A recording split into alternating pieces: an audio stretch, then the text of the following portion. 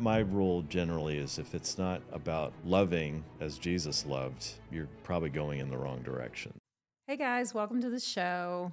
And before you do anything, I would love to ask you if you're on YouTube, please subscribe to the channel and like the video. It goes a long way in boosting the show and the algorithms. So thank you. I am so happy to be back with you guys. It has been a while. And today I really want to hear about you and your thoughts on our topic today, which is faith, spirituality, religion. And seriously, I would love it if you would light up the comments box and let me know what you think about all of this. Do you believe in God? Do you believe in life after death? And before you stop scrolling and you say, hey, this is a topic that doesn't really interest me, I want to challenge you on that. So hear me out on this. I recently read what I consider to be kind of a startling statistic about Americans. Right now, about 10% of Americans identify with Christian nationalism, and another 20% are somewhat sympathizers with the movement. And my guest and I today are going to talk to you about why that's important to you and your family, your kids, your grandkids, because even though they're not the majority of voices in this country, they are really loud and they're in our government. And some of what they believe is kind of about changing the way you live your life. So, on a much lighter note, my guests and I are also going to talk to you about some of the really good parts of religion, some of the things historically that it's done in this country, some of the traditions that we both love. Also, just challenge you on the idea if you don't have some sort of spiritual belief or faith based system or maybe ritual in your life, could it help you to institute that? Could it help you with things such as loneliness and depression, which again can translate into better relationships with your family, your colleagues, all of those things? So, here to talk with us today about all of this is my friend David Dillard. He is an ordained minister. However, I don't think this is the most interesting thing about this guy. What is really interesting is that he has almost 3 decades of experience with pastoral counseling in psychiatric hospitals and in prisons. I know, right? We could do a whole episode on that. And I told him he's going to have to come back and talk to us just about that, right? Also, he is currently working full time in private practice in the marriage and family therapy space. So, without further ado, please help me in welcoming David to the show. Hi, David. Hi, thanks.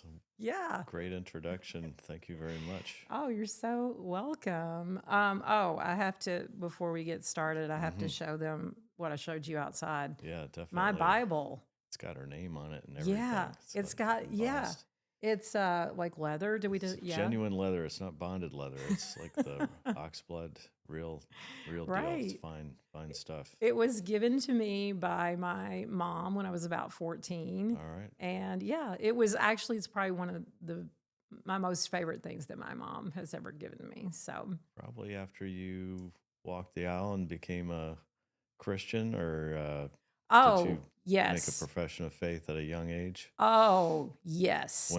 Oh my gosh, I was like, David, I was 5. All right. So I you're an understand. early adopter. Oh, absolutely.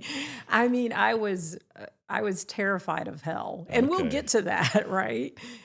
Because I think you and I had talked about before, we want to tell a little bit of our story, because I think we both grew up, and I don't think we knew this about each other. By the way, dear listener, David's wife and I are really good friends, so that's how we got together on this talk. But I think we have very similar backgrounds in terms of that we grew up very religious, and religion is still really important to us.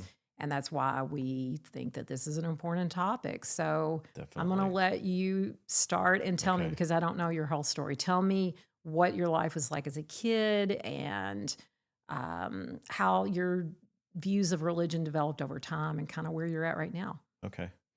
Well, my parents are from Western Michigan, and right here on the Mitten. It's on the west coast of Michigan, on the lake, Muskegon and Grand Haven, Michigan. and great places to visit this time of year. But they moved out to Delaware when I was very young. It's like 1.5 years old, and they bounced around to different churches. And after a long period of searching, and I guess in the early 70s, they got caught up in the charismatic movement of the 70s, where people are in house churches and praying and speaking in tongues and singing songs and stuff. And Okay. What religion was that? it's a form of Christianity, Pentecostal-ish, Okay. Yeah. charismatic. I was thinking. So it's still practiced, around in various parts of, everywhere in America, So, but it was a big deal even Episcopals were speaking in tongues, and Catholic I did not charismatic know movement that. back in the Okay. 70s. Yeah. So, but they had not quite figured it out what they wanted, and they wound up in a Free Will Baptist Church, the Free Will Baptist Church, which is different from the Southern Baptist Church in Okay. that they believe that of your own free will, you can turn away from God. Southern Baptists believe, they'll tell you that once you're saved, you're always saved. Right. No one can take you from God's hand once you're in God's hand. So it's a fine distinction that a Southern Baptist and a Free Will Baptist could go toe-to-toe over for a good half hour if they wanted to. But right. Thankfully, we don't have time or interest in doing that here. So I grew up Free Will Baptist mostly in my late teen high school years, and then went off to college at a small school in Annapolis, Maryland, not the Naval Academy, the St. John's College. Okay. And that was a school that was oriented around the classics and study of the great works of Western literature, and encouraged us to think for ourselves. Right. I was kind of already heading in that direction, but it kind of launched my critical thinking about the church I grew up in. Sure. And a lot of times that happens when the kid goes off to school. You see things differently. You see, you can't send everybody in your class to hell. Right. For not being a Free Will Baptist. It just doesn't seem right, and it doesn't actually square with Scripture either. So it was a tough thing. It's a tough time for me to, compare my beliefs to the beliefs of other people who seem pretty faithful and seem to really believe where they were coming from.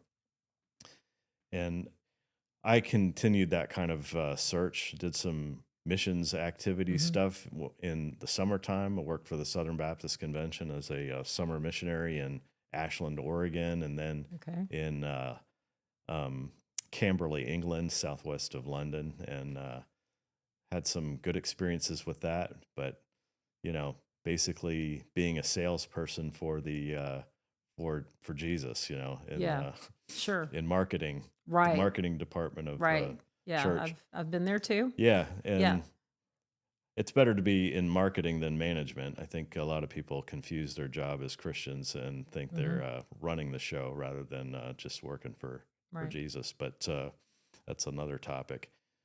But I went to seminary, and I went to Southern Seminary in a time when that convention was going through a big change. Yeah, changing over from moderate kind of stance to a more fundamentalist stance. And you went to seminary here in Louisville? Yeah, I went to Southern Seminary in Louisville, came in 1989, the fall of 1989, and graduated in the winter of 92. So 3.5 years.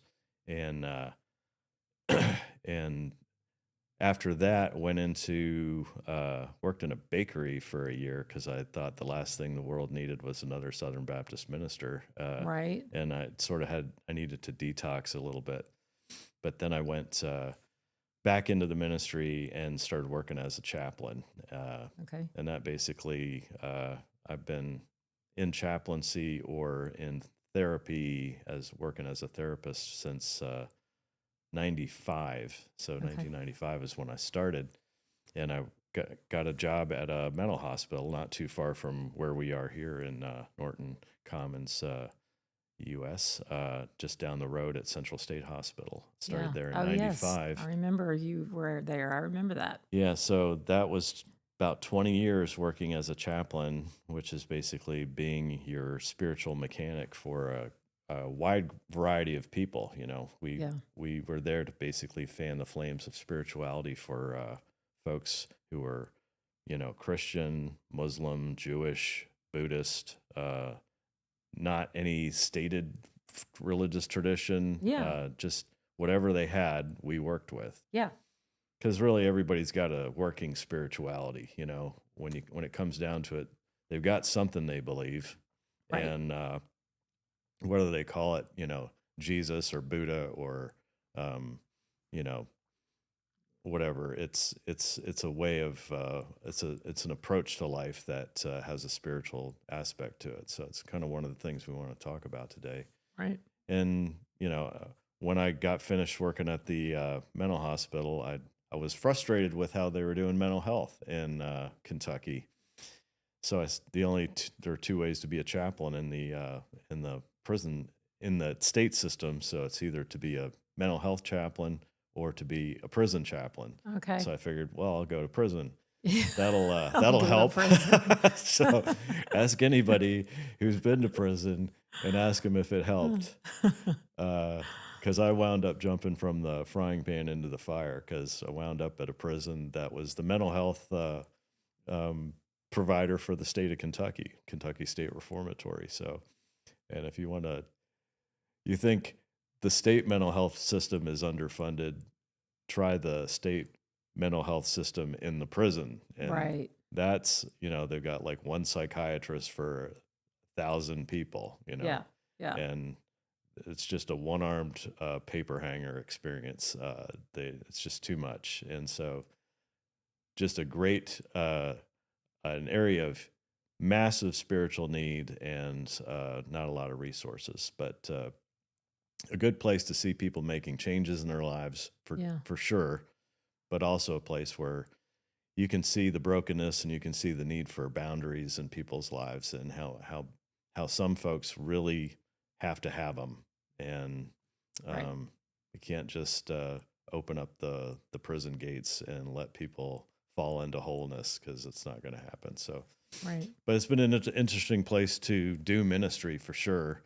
It's a non-traditional place. I don't, you know, go up and preach in front of a congregation every Sunday, and I'm not baptizing babies or Right. christening babies and doing baptisms and burials and weddings. So I did bury a lot of inmates. I did most of the burials for Oh, wow. 10 years during Okay. COVID too, which was like 2 or 3 a week sometimes. Yeah. But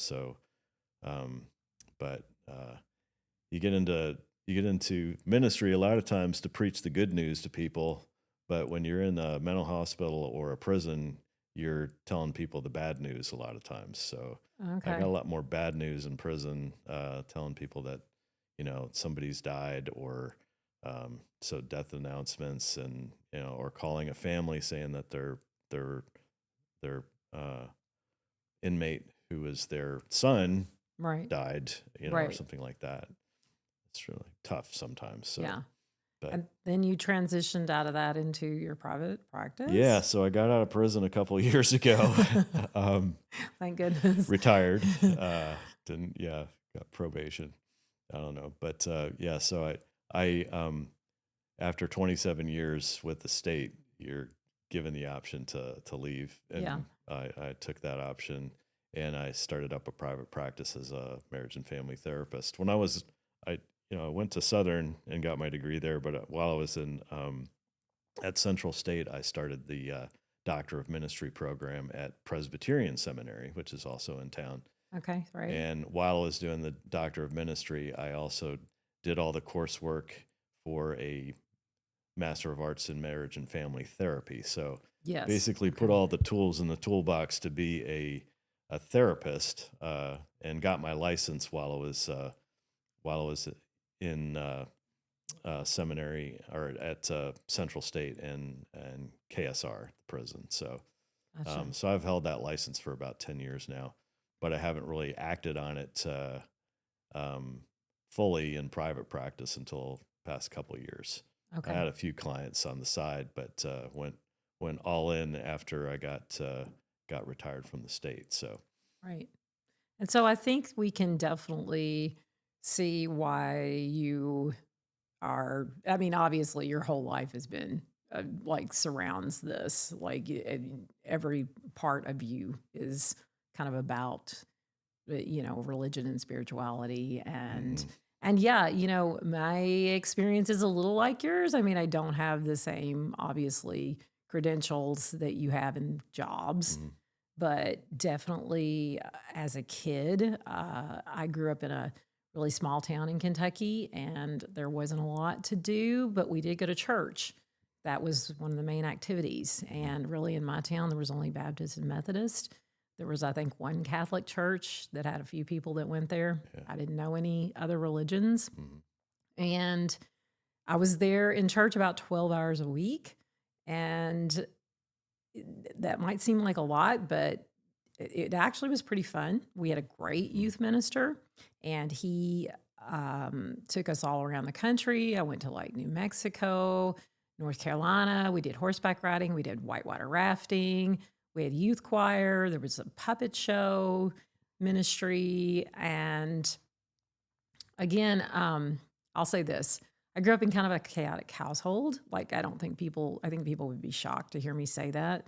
It looked pretty normal on the outside, yeah, but on the inside, there was a lot going on. It was just me and my parents. And so I kind of turned to religion for just that solace and peace. And again, I think we talked about earlier, when you were saved, like I was drawn to religion at a very, very young age, like 5, 6, mhm, um, because I was desperate for something really. I mean, to bring peace to my life, to the life that was crazy on the inside, mhm, right? yeah, And so that kind of followed me all in high school. And to your point, by the time I got to college, I went to a very well respected, very highly education oriented college. And I took a lot of religion classes there because yeah. I had this interest You're growing good at up. it. Yeah. And I feel like to your point, a lot of people change when they go to college. And there were things that I couldn't reconcile that my church told me, Yeah. like when I was growing up. And I would ask my mom, I'd say, okay, well, here in the Bible it says this, and over here it says something completely different. They're at Mhm, polar opposites. What do you make of this? And she would try to, like help me understand or help herself understand because mhm, she didn't really understand it either. She yeah. questioned things too, I think. But some of the things that so when I was in college, I did a lot of classes that were world religion based and academic oriented. Don't take the Bible literally, look at it from the historical standpoint. Jesus was a figure, he was in this area at this time. Mhm, And we were supposed to go on an archaeological dig. I think I told you about that. We weren't able to because one of the wars broke out in the Middle East. But yeah. um, I will say that I I- during college, because I sort of started thinking, okay, I sort of got mad at my church that I grew up in. I was Mhm, like, okay, I don't believe everything they told me. I was really taught, I think, growing up that women were not as good as men. Women should definitely be subservient to their husbands. mhm, I was taught that homosexuality was wrong. I was taught that they're, pro life, no exceptions at all. And it doesn't matter what happened to the woman or if the woman might die. And all these things came to a head in my mind in college. I was just like, to your point, and this was something I always questioned. I was like, okay, so my church is telling me that if you don't believe in Christ and accept him as your savior, you're going to go to hell if you're not baptized. And I'm like, okay, but there's all these people in the world that have never like even looked at a Bible. They've mhm, never, maybe they've never even heard of it. I don't know. So I went through a period in college where I was just sort of angry at my church, and I kind of sort of left the church Mm, and was just trying to figure it all out. And at some point, maybe 10 years down the road, so that this time I'm maybe 30, I sort of was like, there's other viewpoints out there. There are other people like me who are religious, like yourself. And I was like, I need to find a church. Like, I need to find people who believe like me and are not as judgmental. And it- because I still needed that faith, that mm, spiritual, I don't know, it feeds my soul on some yeah, level, yeah, right? And so hmm I think that's what we want to get into here a little yeah, bit yeah, is why we feel that Christian nationalism is a little bit, I don't know, for me, scary. hmm And so let's let's tell the listener what is Christian nationalism. A lot of people probably don't even understand it. yeah. It's.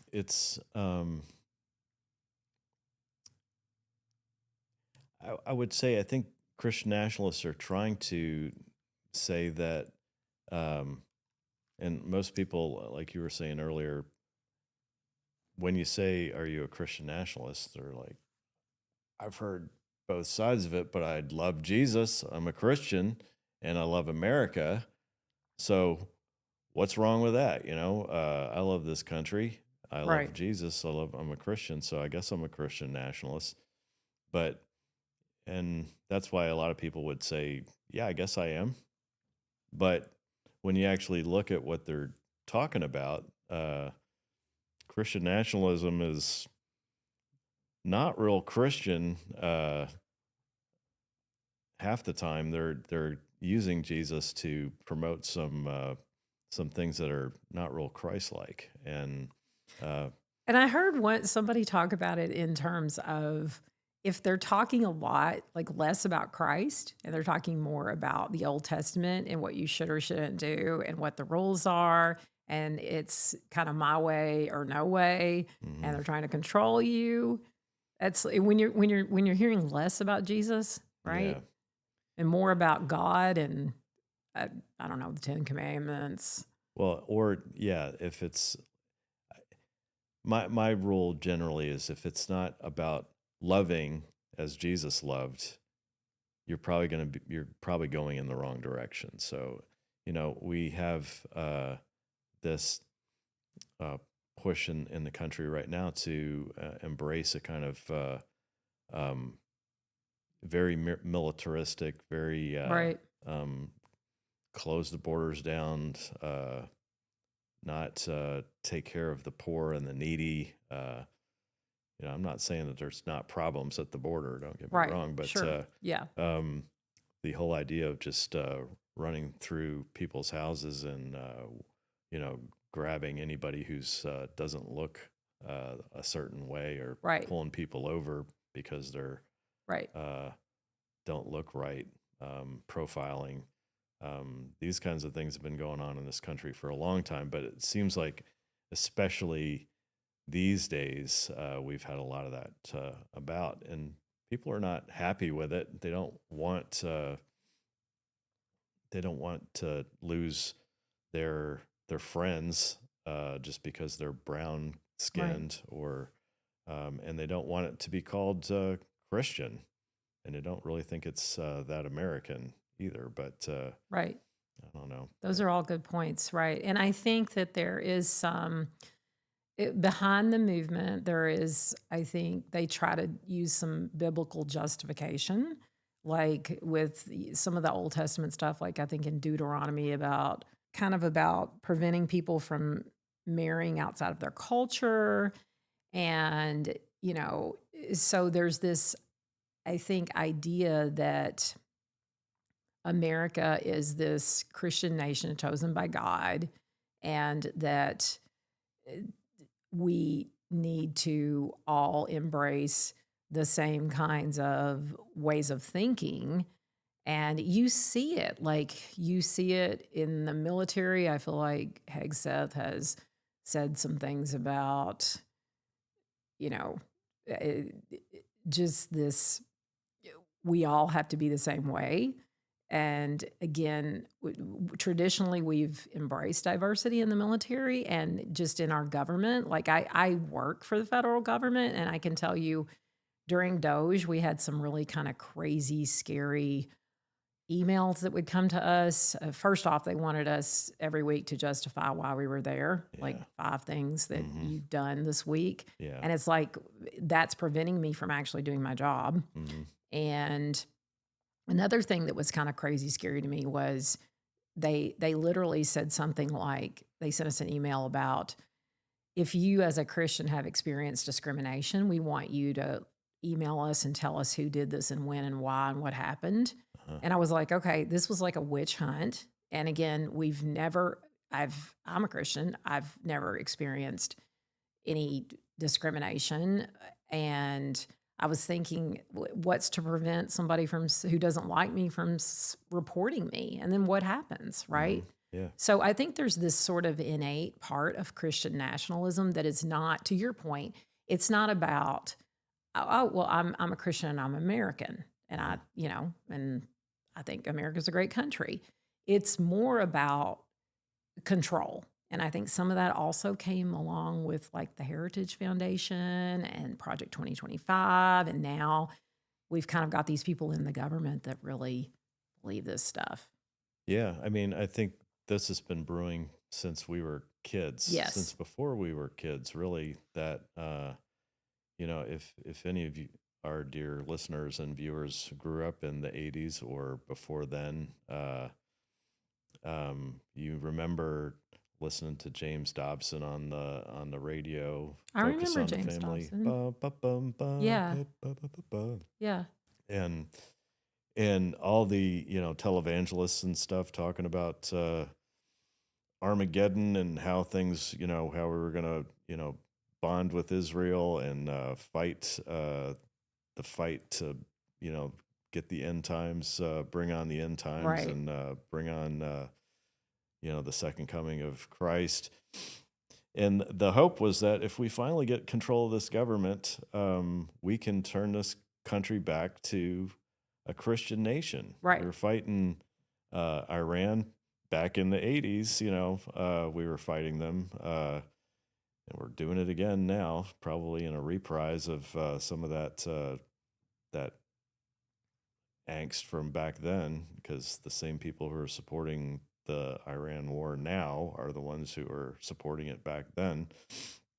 And um, this kind of animosity towards of Christians, and hope that we would turn this country into a nation that was under the Christian God. Right. If my people who are called by my name will humble themselves Yeah. and pray and seek my face and turn from their wicked ways, then I will hear from heaven and will heal their land. Basically, that's it. I think that's Yeah. almost a direct quote from the King James. But that was the hope, was that we would take over the government and then turn it into a Christian nation and use that power for God. Right. Problem with it is, when you get power, you tend to abuse the power. And Yeah. whoever gets the power, whether it's white men or, it happens to be white men in this country. It's always been Right. all about the white man. And I say that as a white man Right. who's happy to, I don't make apologies for who I am, but I know Yeah. what power does to people. Right. Like power corrupts, and absolute power corrupts absolutely. Yeah. Animal Farm. What's that guy? George Orwell. Oh yeah, I love that book. Yeah. So we have to in the church, as a person who's of the church and who's committed to making change in this world from inside the church rather than from outside, is we have to understand what power will do to people and how to keep boundaries around people who have power and hold people accountable, including our current government, Right. which is abusing power. And we've seen it coming for decades, and we're seeing the results of it at, in our current age.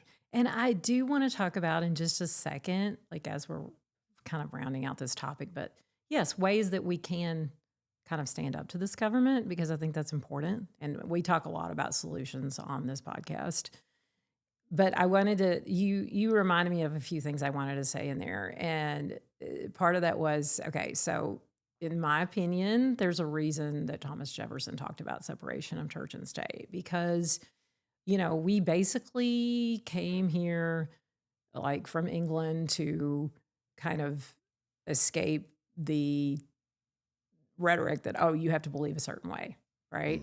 So, Yeah. and again, maybe it wasn't, I'm sure it wasn't all perfect. Obviously, we have some things that we're not very proud of in this country in our history, but that basic concept of separation of church and state, I think it's important because, like, if you listen to some of the things that are going on right now, some of these ideas that are getting thrown out, like, oh, let's put the 10 Commandments in the schools. Well, why not the Beatitudes? How about that? Yeah. And so, and things like, questioning, I think there's even I think it might have been Hegseth's pastor, talks about women and voting rights. And it's like, okay, is that getting called into question? Like, gosh, we've fought for so long for, women and people of color to have the right to vote. My vote counts the same as yours. And so I think that it's important for people to realize that this is really dangerous. It's a slippery slope because, okay, let's say you, on the surface, you think you identify with Christian nationalism or even white Christian nationalism. Do you really? Like, I mean, again, like, say something bad happens to your daughter and she needs, let's say she's having a miscarriage, because this has happened in Texas. People are having a severe miscarriage and the doctors there feel like they can't take care of it, like medical treatment, because it involves that you have to maybe, remove the placenta and all of that, because it's, and so then you're not letting the doctor and the patient make the decision, and you're asking Ken Paxton up in wherever he is in the Texas government. I think he's not there anymore, but he's running for Senate. But, so you have, so again, maybe this is something that you never thought would affect you, but all of a sudden your daughter needs medical treatment and can't get it. So what I think I want to say, I really want to stress is, it can affect you. Like, again, there's a reason that we should keep these things separate. And to your point about immigration, it's just, look at the chaos we have seen with this. We definitely had a border problem, and we absolutely needed legislation to fix it. And there was even a bill, like, I think during the last year of Biden's presidency, that had a Republican, well, it was made up of, I think it was a independent Republican and a Democrat, but there was a bill to try to fix some of these problems. But what we're seeing with, to your point, this targeting of people and going into people's homes and creating chaos. And again, you may not think this affects you, but what if all these ICE people are in your city and you just happen to be taking your kid to school one day? You're Christian, you're an American. And what if there's a crossfire? Like, you've got these kind of untrained people who are out here, they're not trained in law enforcement, and they're out here trying to do all of these things. And what if you get hit? So again, I think people take for granted democracy, like how special democracy is. And again, I also think that what they've tried to do is they've really tried, and you and I talked about this outside a minute ago, they've really tried to polarize us. Like anything they can grasp at, right? Like they're just like, oh, the brown people are coming for your job. And it's like, well, are they really? Because like in my neighborhood, like they're doing a lot of construction work, they're doing some of the restaurant jobs, some of the things that I know a lot of people don't want to do, and they're helping us. And the other thing, transgender, it's just like, we live in Louisville, Kentucky. It's not a super small town. I don't really know any transgender people. Like, and certainly I think they're a marginalized community, and I would never like want to harm them. I think that's a really hard life as it is. Hmm. But they're trying to make you think that, your kid's going to go off to public school and they're going to come back, you know, she was a girl and then they're going to come back as a boy. And it's just like, Yeah. really? Like, so I don't know, David, Yeah. how do we go about solving some of this? What are some things you think we can do? Well, a lot of it has to do with paying attention and to all there's so much spam out there in the world and so much misinformation on the internet or in the news, and Yes. it's like, who do you listen to? Right, that's Um, true. And we're all getting fed different algorithms. yeah, it's like, and the whole idea Yeah. that the trainees are coming for your kids, or you know, going going to school one day heterosexual and coming home homosexual. It's just not how it works. I mean, Right. it's really, Right. if you know somebody who's transgender or homosexual, you'll know that they went through a long period of agonizing, hoping they could Right. pray it away, and they couldn't do it, just it's who they were, and it's just the way God made them, actually. And to be able to let people embrace their true selves and be that, Right. that's that would be a good church who would allow that. Mhm. And there Mhm. are churches out there that Right. do. There are. Mhm. Thanks be to God. But um, you know, Educate. I hear you saying that. educate, Educate uh, yourself. Think critically. and keep your heart open to love people. It's Right. like, it's so hard sometimes, even on just a day-to-day basis, to keep our hearts open and keep not harden our hearts, as Right. scripture says. A lot of bad things that happen in this world happen because they hardened their hearts against blah blah blah, or the Nazarites hardened their hearts against the Shechemites or whatever. Yeah. And we hear so much of one side of things that we like wind up hating Right. somebody who doesn't believe the way we believe. I mean, Right. it's probably part of what, growing up as a Free Will Baptist kid, who I was in a Polish Italian Catholic neighborhood, mostly in Right. northern Delaware. And there was like, 15 evangelical kids and 1,000 Italian Catholics in my neighborhood. And I didn't want to send them all to hell. They were Right. Catholic though, Right. and that's they my, my church preached that they were kind of the Antichrist, and I Yeah. can't believe that now. I go to church, I go to Catholic churches and worship, um, almost the same as Right. going to, I like the liturgy of a Catholic church or an Episcopalian church, high liturgy, versus us playing our guitars and banging Yeah. our tambourines in the Baptist church, piano and stuff. Um, I used to hate them. I don't hate them anymore. Right. Took a look around, hung out with them a bit. And Uh, so I hear you saying conversing and yeah, listening, and I'm gonna wrap all this up in a minute. But so, yeah, okay, I like that idea, conversing and listening. and being in community with people. I think Right, community. these Yes. are. This is why we leave the church sometimes, because the church is driving us away from community, telling us to not like people, Right. not to withdraw our fellowship from them, so Mhm. they'll change to be like us. But it winds up closing our hearts to love, which is what Christ called us to do primarily. Your Right. first job in this world Yeah. is to glorify God by being a a prism through which God's love is focused. You can be that person. You can be the only Bible that they ever read. Mhm. You Right. got your Bible as a child at Right. age 14. You proved yourself from age 5 when you accepted Christ. Your mom knew it was going to stick. You're going to hang in there. So she got your Bible. And, you can be that witness to people, but you have to be a witness of God's love, not of Right. God's Right. hate. And I think we do get a lot of missed opportunities. So again, I want to go back over some of the things you just said about what we can do to change things. And I'll go start with the last thing that you said about community and that you are a witness. Like I think I told you this story, like some people were in my house the other day and they were talking about Trump derangement syndrome. And I immediately shut the conversation down. I was like, I don't want to talk about politics tonight.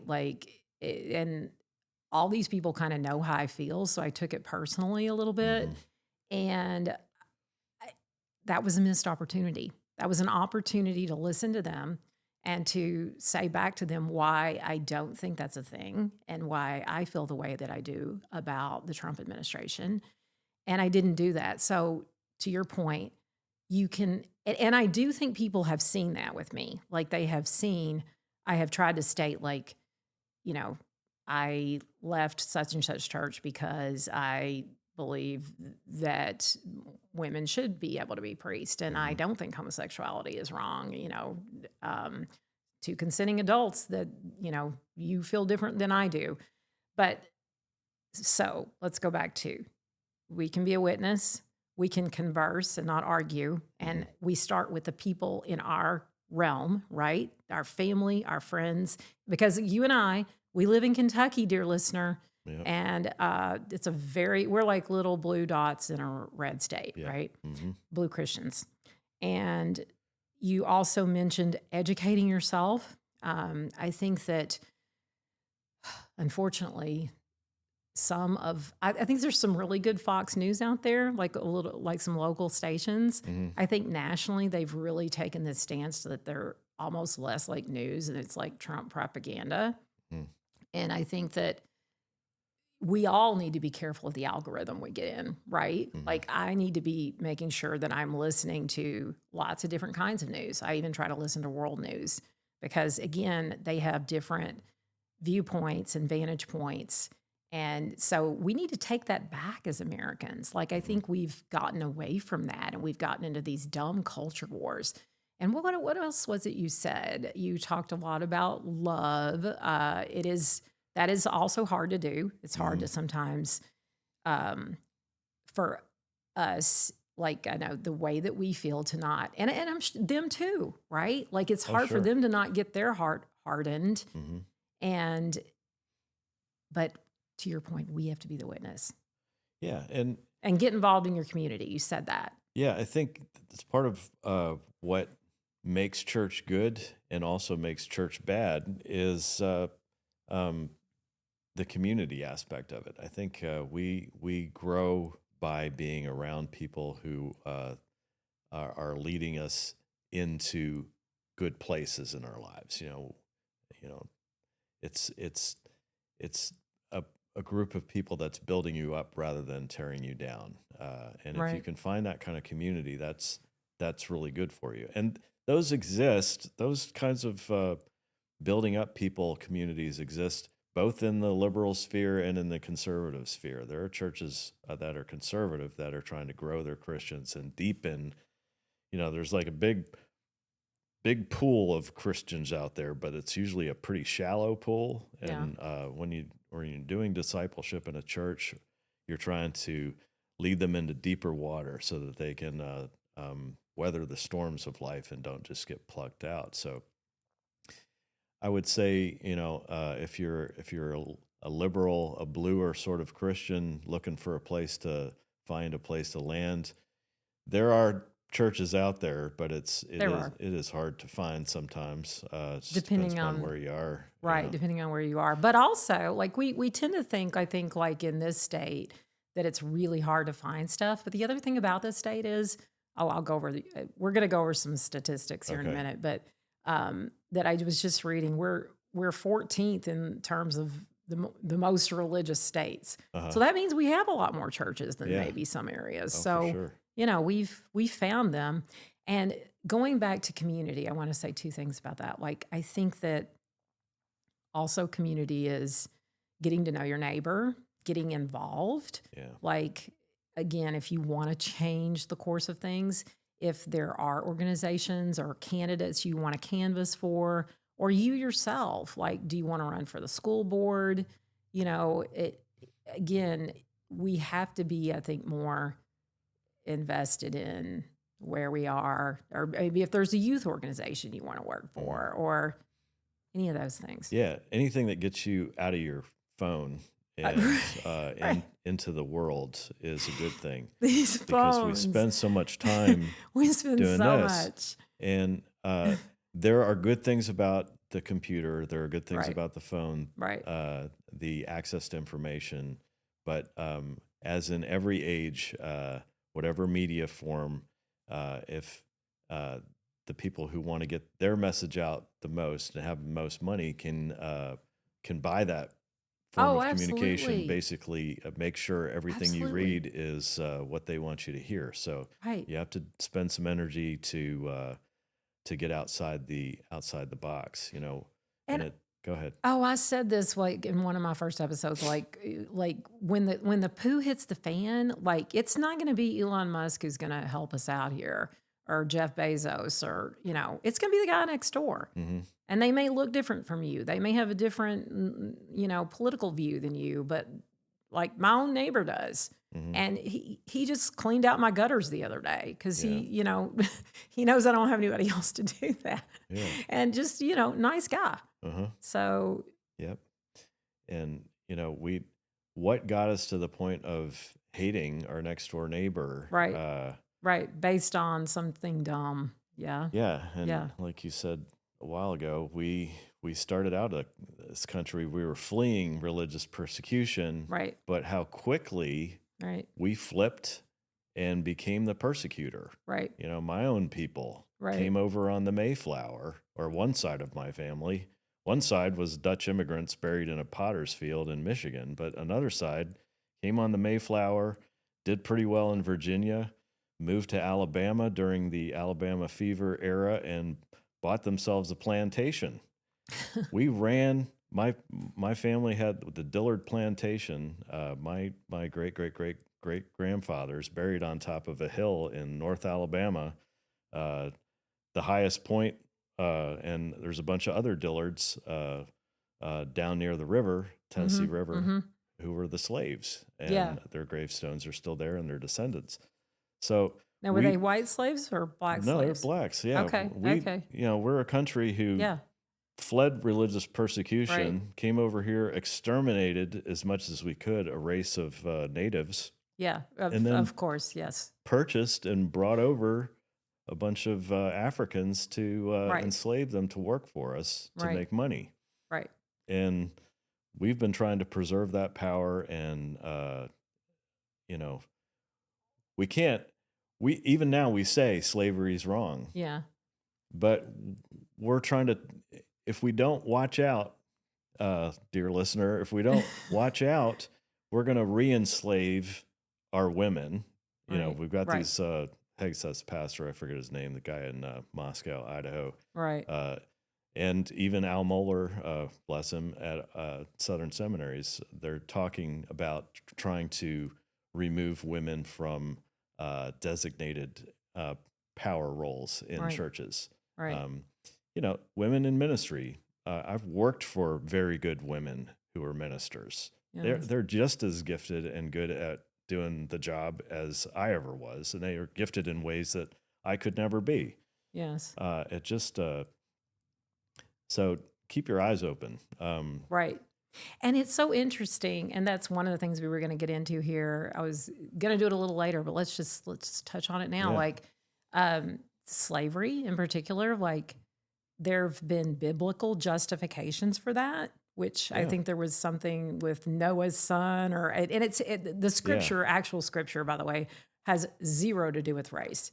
But anyway, there's that. And then there's also, on the good side of religion, the civil rights movement was very much, they kind of based a lot of biblical stuff, with just equality of men, and also the things about that the Israelites were enslaved by Egypt, Mhm. and that so slavery was bad.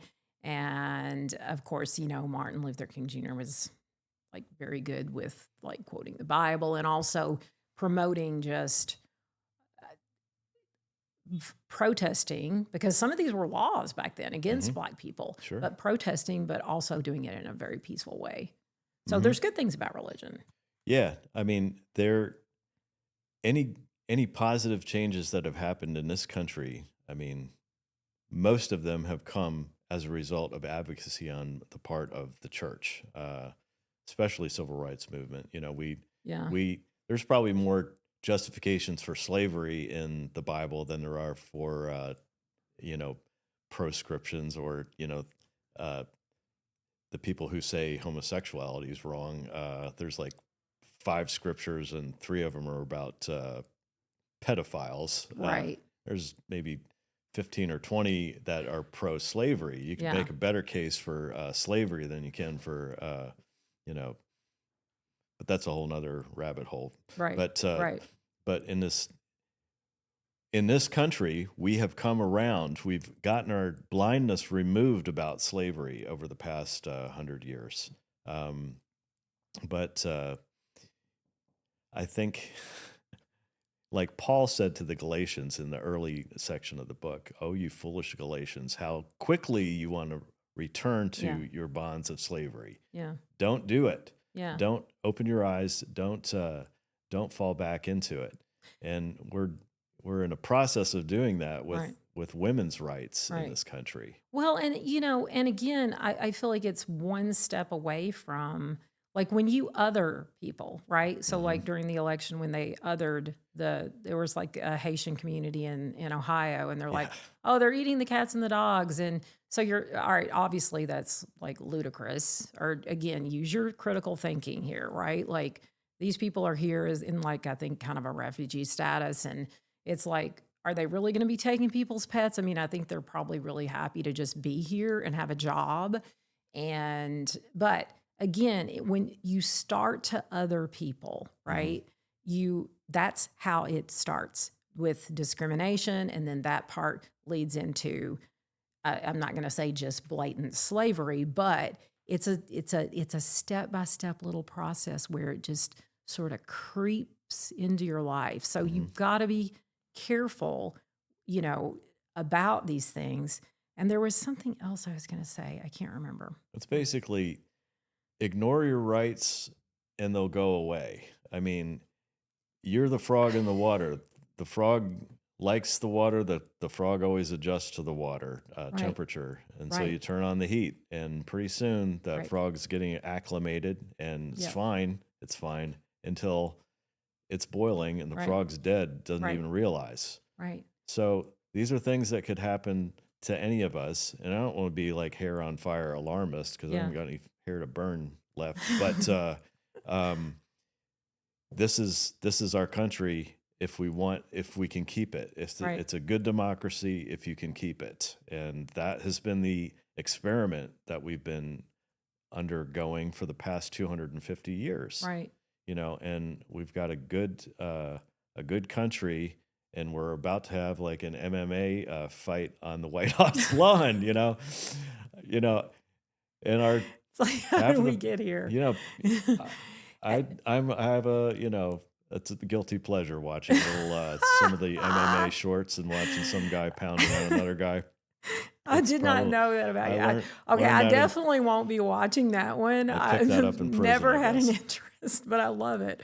I'm going to have to call you and find out how that went. Yeah, I'm Well, not, okay, I'm not watching so- it. I'm just I'll probably see the highlights on Facebook. I'm sure it'll. You subject brought me to up another very good point, voting. Yeah. Do not take that for granted, right? Yeah. And I think we're seeing that too. We're seeing a lot of, and for our listener, Mark Elias with Democracy Docket, guys, is a great resource. Go to his, you can find him on YouTube. You can sign up for his newsletter, but he does a lot about voting rights. He's an incredible lawyer.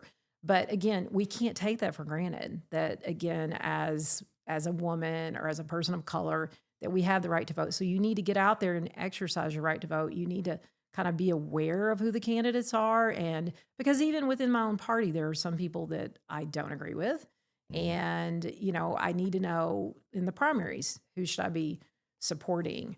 And there was something else that you said. Gosh, everything you're saying is like making me think. Well, let's move on to there was a couple of other things I wanted to get to. I do want to tell you just briefly about two studies and just get your opinion on them that were done about religion. And then we will move on to some of the ways that we can do some spiritual practices in our life and some of your favorite things. But all right, the two studies. The first one, David, was a Pew Research study that was conducted, I think it was like from 2007 to current. And it said that, I guess, 80% of Americans identify as Christians. That was in 2007. Currently, that's at about 60%. And then the other part of the study, the flip side, was that 2007, 13% of people said they had no religious affiliation. And then currently it's about 30%, so about double. So what's your thoughts on that study? Is that what you're seeing? Like, I know you're in a lot of church environments. Yeah. I mean, I think you can question Pew's study groups and who they're studying to a certain extent, but the fluctuations in affiliation. Yeah. I think the first thing people take away from those kind of studies is that people are finding Christianity more distasteful, and they'd say, I'm not a Christian. I'm not one of those. And we see that sometimes with people leaving the church for a time, maybe as you did, because they were angry about certain rules and were in a place of thinking about where they belonged, and also busy with being 20-something, 30-something. Right. A lot of times they come back to church when they have kids and they want something to do with them on Sunday morning and feel like they ought to grow up in some tradition. But there's those, and there's a return to church by some folks these days. It's hard to tell with statistics. I would say people they know more about church, but they know about the bad parts of Christianity, because those are front and center. The eruptions of fundamentalisms that are just hateful. Right. That's like you ask a Muslim about what their faith is like, and they'll the first thing they tell you, it's not like what you see on TV. Right. My faith is Muslim means peace. Right. Salam is peace. It's the way of peace, and we are peaceful people. Can't tell you how many times I would talk to the Muslims at the prison who were peaceful people, and it gets a bad rap because all we see is Muslims burning the Bible, or killing each other when they see a Quran get defaced. So Christianity is getting a bad rap because there are people out there who call themselves Christians and are doing things that are completely contrary to the gospel of Jesus Christ. I mean, we're a religion of peace and love, and not just singing Kumbaya and holding hands and walking together towards wholeness. I mean, that's not.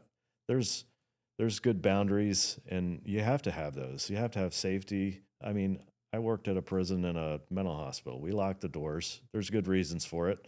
Right. I'm not doing all kumbaya here, but on the other hand, if we don't have love, we don't have anything. Yeah. That's the foundation of our faith. Yeah. And if we don't have, if we can't live this life in love, we're screwed. And I'm so glad you got to this. We just got there naturally, because I did want to say it's interesting to me that, again, I supposedly live in the 14th most religious state, but I have so many friends who are so against. Well, I wouldn't say against. I have a lot of friends who go to church, but I do have a fair number of friends who we were at dinner one night, and I was talking about my faith, and there's a certain person that I read some of his books, and you could see they were sort of scoffing at me, like, and I was like they were down on the person's books that I read, and I'm like, okay, I'm the only person here who's actually read any of the books or read about the person because I'm reading his books, right? So interestingly, to your point, Christianity can get a bad rap sometimes, as again, to your point, different religions can get a bad rap, right? Particularly Muslim. And I wanted that to help bring us around to the lighter topic that we were going to talk about today. Just what we like, are there any specific like religious traditions that you really love, or rituals, or even anything in your own life that you would say to people, hey, you might want to give, you don't even have to like necessarily plunge into the cold water bath, but maybe dip your toe in? Like, what are some of your favorite things? I think every religious tradition has a contemplative strain in it. So, and I say that because I'm interested in meditation and Me prayer. too. Basically, Yeah. You can call it meditation, Yeah. like a Buddhist, or you can Yeah. call it contemplative prayer, like a Christian, like the Christian mystics did. You go to church and you hear the preaching, the teaching, the louder expressions of worship. But there are times in the service built into like Catholic or Episcopal liturgy, or a church service will always have some section where there's a moment of silence. The Baptists even sometimes would have, we now enter into a time of silence, and sometimes that was like the most spiritual resetting section of the service for me, was when we shut up for a minute. Right. We unplug the the computer from the wall and do a little reset. Right. Anne Lamott said sometimes the solution sometimes to all life's problems is just unplug, wait for a couple minutes, and then plug back in. So to unplug yourself a little bit, figuring out what tradition you use to do that. For me, it's been meditation within the Christian tradition, sometimes also Buddhist versions of that, just mindfulness. It's a big deal in psychology today too, is Sure. meditation, even Pain management even. Yeah. The VA's adopted it. Hegseth's trying to Pete Hegseth, bless his heart, is trying to get that removed because good Lord. it's not manly. Oh Lord. We want to be tough. We Right. have to be, Right. Anyway, but Yeah. it's all this anti-diversity kind of stuff that is hip these days. But So yes, I wanted to bring up two things you just said. This moment of silence. It was interesting. I was at my kid's graduation, and I forget why we had the moment of silence, because it's a very large public school. yeah, And at the graduation, we had a moment of silence. And now, like I said, I totally forget what it was about. But it was interesting to me because that's another thing. Like, their motto used to be like excellence, diversity, and inclusion, or something like that. I Yeah. can't remember, but they had to change the motto, and it's been there for like goodness knows how long. But I guess with this current administration and funding and public school, and Yeah. but it's still they managed to get their way around it, and basically their motto is still, it's the same thing, but it's just different words. Yeah. Where they're not going to get targeted. But I'm with you. Yeah, I think I do a lot of meditation, journaling, prayer, and again, I don't know if I would. Some days it's truly, truly prayer, like where I take 15 minutes and I talk to God. I usually get up 30 minutes to an hour before the rest of the house, do my stuff. It helps kind of set me for the day. And I don't know, I've been doing this since I was a kid. I mean, again, just growing up the way I did, we used to call it a diary back then, but I was writing away, and talking to God and praying and um but yeah, so yeah, we both definitely I think we think those are very good things. I don't know, just the whole church thing in general to me is kind of cool, just some of the ritual of it. Hmm. I mean, Yeah. I know it can get maybe for people who aren't very comfortable with it, it can get kind of creepy, but I don't know. I see, and again, in college studying world religions, I was like, oh, everybody has these, like Hmm. for their services or whatever. Yeah. Those mystic traditions are there. And, you know, I think it's people have sometimes abuse histories at church, or they Yeah, feel like they sure. got excluded. Or they, yeah, I had a friend who's a clergy person who's like I think the most excluded I've ever felt is in church, so yeah, why would I go? right, And, and he still went, because there are parts of it that he felt really close to. So you can you don't have to necessarily be in the the Christian church or the Jewish tradition or the Muslim tradition, but to find some kind of spiritual practice that works for you, and it helps to do it with other people who are believing in the same direction, because you get your neural pathways firing around other people, and you have that synergy that kind of helps you to stay on the path. You right. get some accountability built in, that somebody's asking, how come you didn't show up for meditation, or how come you didn't show up to mass? We missed you, that Right. kind of thing. It helps you stay in good shape. It's kind of like sobriety and AA. I Go to your was just gonna meetings. say It's very that. much you Yeah. hang with those people, and Yes. you've got some accountability built in. Right. That's a spiritual tradition that's really done well, and kind of stayed out of the kind of you know craziness that It American Christianity's. has. Yeah. You're so right about that. So I don't know if I've talked to you about this, but I have a family member going through some stuff right now. So Uh, I've been going to Al-Anon meetings, which are very similar to AA. mhm. And you are right, though. It's so interesting how they have really managed to, all this time, they're like, okay, we don't want any religion in here. We don't want to know what your job is. We don't want to know what your other readings are. Yep. We are concentrating on the program. So yeah, Yeah, it's if definitely, we could do church like an AA meeting, and you go to some AA meetings, and they are pretty Jesus-y and gaudy, but other ones aren't, and they yeah. try to keep it out. And there's no like MAGA AA. Yeah, maybe there are some. Maybe Right. there are some meetings that are, but most of them are, from Well, my experience, not a whole lot of those. So exactly. And yeah, I usually don't know. And again, maybe it's just the ones I'm going to. It sounds like you probably have more experience with your line of work, yeah. but I've never heard anybody talk about politics at all. It is kind of refreshing. And you know what shocks me? And I want to move on to another topic in just a sec because we're going Yeah. to round up soon. But what shocks me is like how many psychologists and psychiatrists haven't really been to AA or Al Anon meetings? And I'm like, and even doctors, like I'm in that field, Uh-huh. like we should be required. Yeah. Like there's so much addiction in this country, right? Right.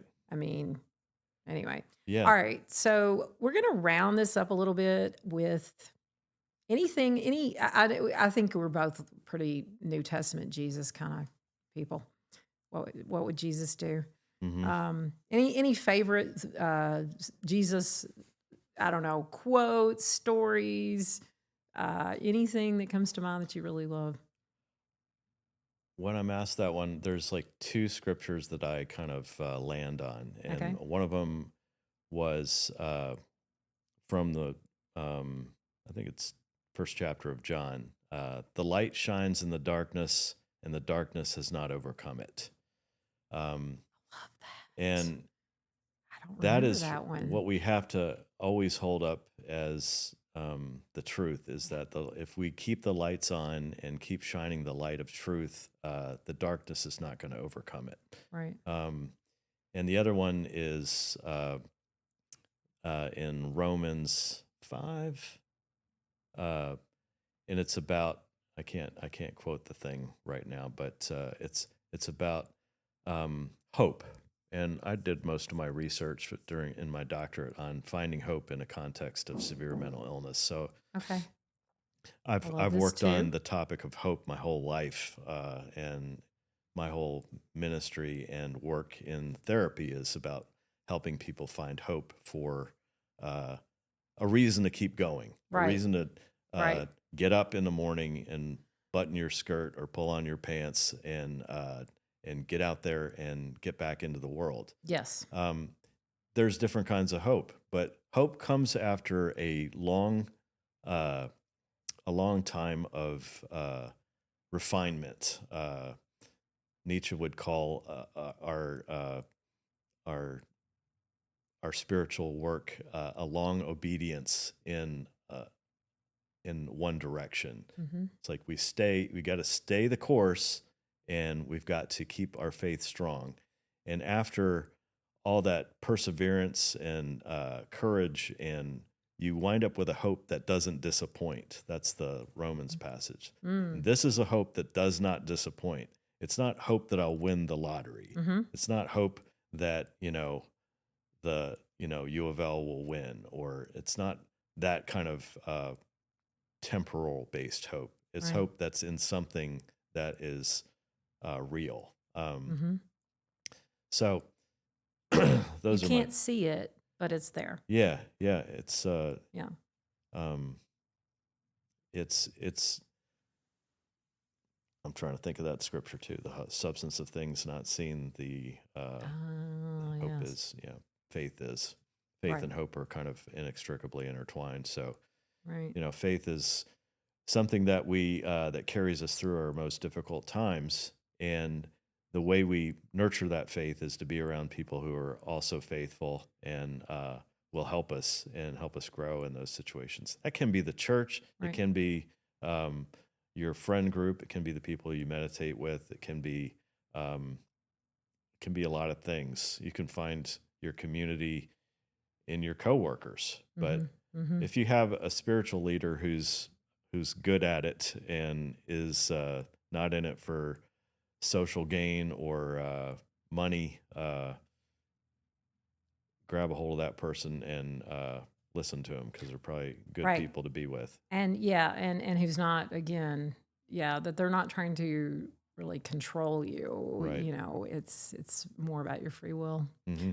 And I think you really just, you gave me hope there, just listening to some of the things that you were talking about. I think it's easy to lose sight of that right now, Mhm. because to your point, sometimes we see a lot of negative stuff on our phone, because I think that's what's drawing us in. Mhm. That's what's getting us to keep on our phones Yep. over and over. And anyway, we shall move towards ending with, is there anything you want to say about your private practice right now, or anything you're doing in the community that you wanted to let us know about? Well, I mean, I see what I'm doing in therapy as basically continuing the work I did in mental health and in Yeah. prison work. It's all about the same thing, is trying to find help people find reasons to grow and to change. I really think, as much as people think change can't happen, change can happen. Yeah. You can make choices in Yes. your life and Yes. make changes Agree. at every phase of your Right. life. Right. You don't have to be going in the wrong direction forever. Right. I'm 56 and I just made a huge change, and I mean, I won't get into it. We'll do another show, David, but Yeah. it's something I've been doing my whole life, and it can happen whenever. It feels like getting saved all over Yeah. again. It's like I've done some changes like that myself, and I didn't think I could be. There's things your whole life you wanted in the rearview mirror for as long as you could think about it, and you can actually do that. So that's what I do in therapy, Mm-hmm. is help people make those kinds of changes. I've got a guy who in a month and a half has made more strides in his with his anger and his then it's probably going to keep his marriage. Oh, And we love it. because these kind of things, Right. anger, hate, trying not to hate, Yeah. trying to love in a way your partner understands, Right. as opposed to the way you grew up Right. doing it. Right. So That's there's it. just all kinds of opportunities to make changes and be the people that God made us to be. So Right. yeah. Yeah. Well said, David. Guys, David Dillard, he is a therapist here in Louisville right now if you need any help. And I want Yeah. to thank you, David, for being with us today. I want to thank you, listener, for being with us today. If you like what we do here, which is we try to educate, we try to create a community that is about friendship and goodness and sharing knowledge and also trying to make changes, positive changes, not just trying to complain, right? If you like what we do, please tell my show. Tell your friends about my show. I am on YouTube, Spotify, TikTok. On YouTube, please like and subscribe. Also, if you want to email me, my email is notyourparentsamerica03@gmail. And that's all one word, no caps, notyourparentsamerica03. Email me with a topic you want to hear about or comments, questions, whatever. So appreciate you guys. Thanks for being here with me today, and I will see you soon. Have a great week. Bye.